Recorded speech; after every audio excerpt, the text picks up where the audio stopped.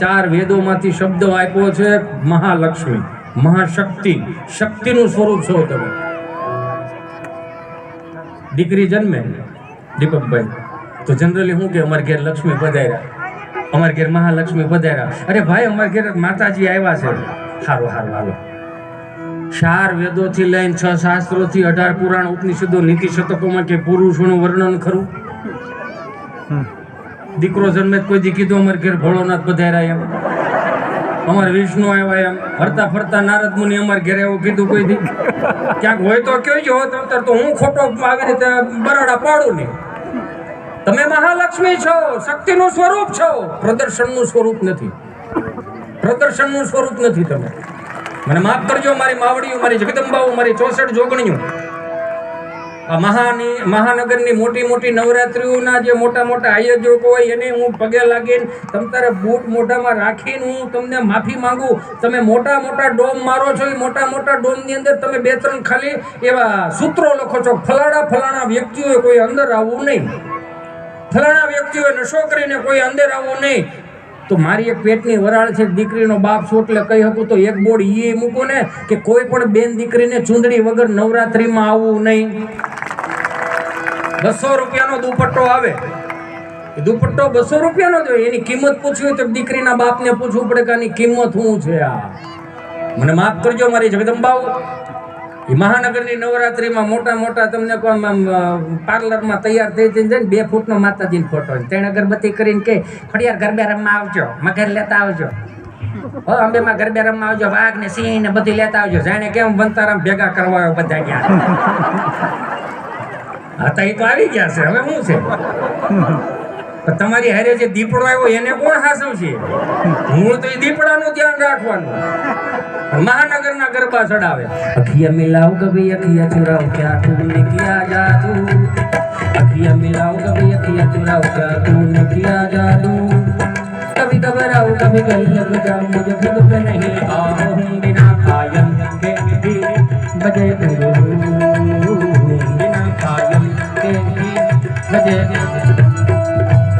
जिया धड़क धड़क जिया धड़क धड़क जिया धड़क धड़क जाए.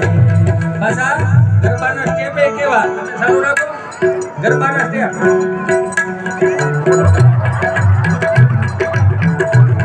પેલા આટલું ઘેરે દિવાલોમાં ધ્યાન આપ્યું એટલે તો કરો એના ગાળા ન થા. બધી માતાજીઓ કે ગાળો વાયનો રે તો કે ગામડે જાય કે તો કે આ છોકરાએ ગરબો ન ચડાવ્યો તો ડમરી ચડાવી. ગરબો એટલે ગ એટલે ગાવું, ર એટલે રમવું, બ એટલે માં.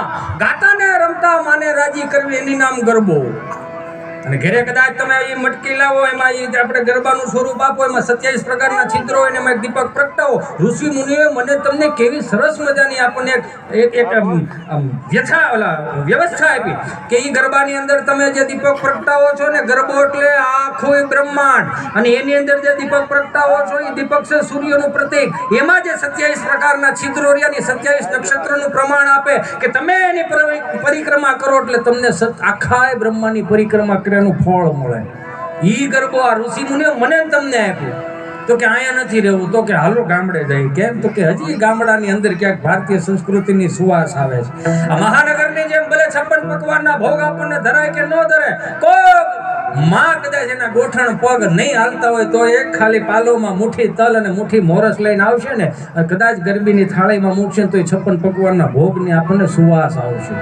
હા, અમુકા દાદા, રામજી દાદા, ભીમજી બાપા, આવા શ્રીરામ ભાટિયા જેવા સુંદર મજાના સાઉન્ડ હતા ને, એ મિનમના ભૂંગળા હતા. 3 ગામના તરબેટે સંભળાય એવા હાડી માળા નામે આવો. ત્યાં તો આમ તો પાણી વાળવા વાળા 3 સાહમાં મૂકીને આવે હો. જેને વાળ્યું હોય ને ખબર હોય.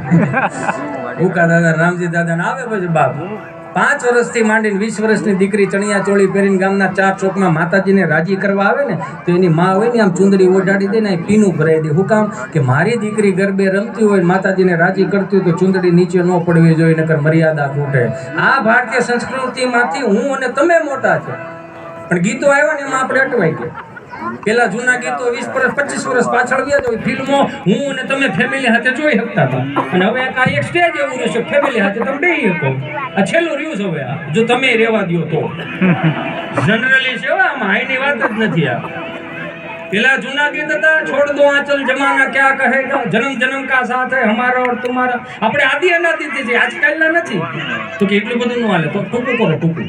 કેટલું? 100 સાલ. એટલે કે 100 સાલ પહેલે हमको तुमसे प्यार था. तो એટલું બધું ન હાલે, તો હજી ટૂંકું કરો, હજી ટૂંકું કરો. કેટલું ટૂંકું? સુબહ से लेकर शाम तक, शाम से लेकर फिर सुबह तक, बस तुम मुझे प्यार करो. તો કામે કોણ? બાપુજી સાહેબ.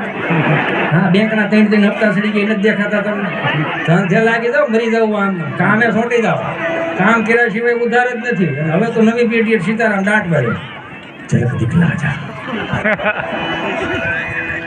એટલે આ ગામડા હવે સાચવી રાખ્યું. જગદંબાના સ્વરૂપો લાગતો ને એટલે ગામડામાં આવા સુંદર મજાના ગરબા ગવાતા.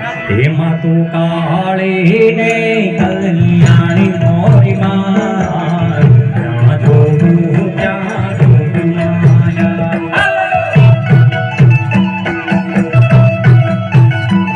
એ તો બાપુ એક માર્ક કરવામાં તમે બધા ફીલ કરજો. આ તબલું વાગ્યું તોય ઓટોમેટિક હાથ થવા મળે. એ માર્ક કર્યું તમે? આપણા લોહીમાં છે, આપણા હૃદયમાં છે, પણ 400 રૂપિયાના ફિલ્મ આપણને મગજ કામ નથી કરવા દેતા યાર. આ તબલું નથી, આ ભોળાનાથનો પ્રસાદ છે. ભોળાનાથ તો હે ડમરું, ડમરુમાંથી મૃદંગ આવ્યું, મૃદંગમાંથી આ દોકડ આવ્યું. એટલે આપણને સાંભળવું ગમે. દાખલા તરીકે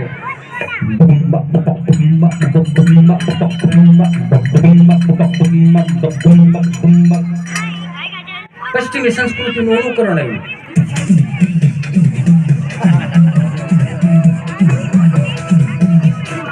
ફિલ્મ વાળાએ જોર પકડ્યું.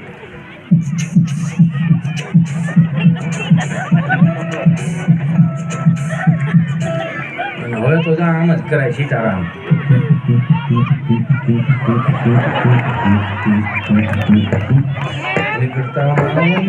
હે માત કાળી